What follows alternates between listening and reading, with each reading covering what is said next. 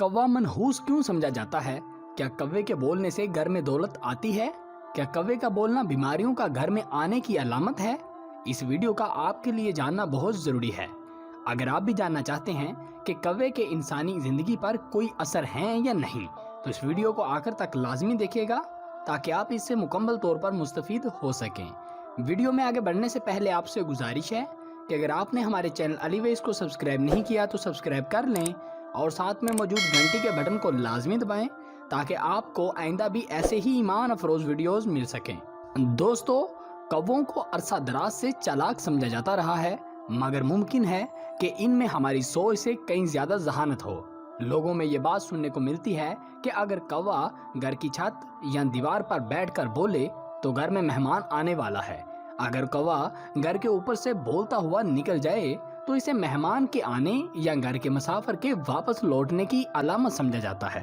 अकीदा अव्वल के मुताबिक हिंदुओं का एक देवता जिसका नाम देवता शनि है, और हर देवता की तरह ये देवता भी किसी न किसी चीज को सवारी के लिए इस्तेमाल करता था। तो देवता शनि को काले कौवे की सवारी बहुत ज्यादा पसंद थी और इसका इस्तेमाल करता था।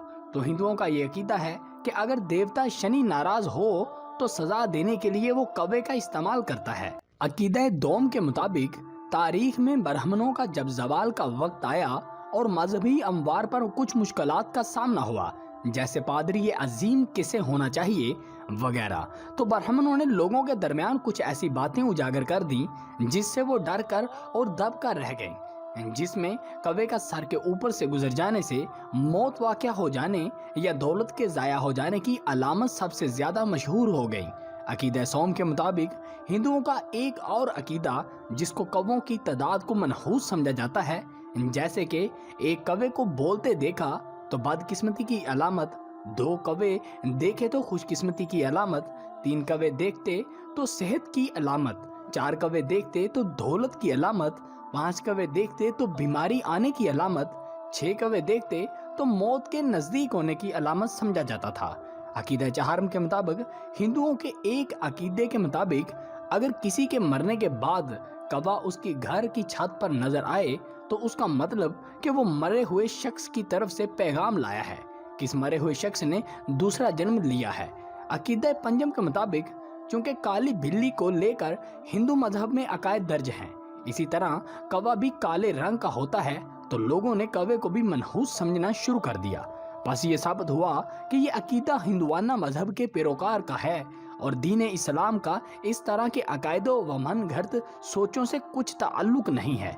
इसीलिए हमें चाहिए कि हम खुद भी बचें और दूसरों को भी बचने की तलकीन करें, वगरना आज अगर हमने ऐसी सोचों को अपने ज़हनों और घरों से ना निकाला जिनकी बुनियाद हिंदुआना मजहब पर है, तो हमारी अगली नस्लों में ये तमाम सोचें ऐसे ही बढ़ती चली जाएंगी जैसे हम तक पहुंच चुकी हैं।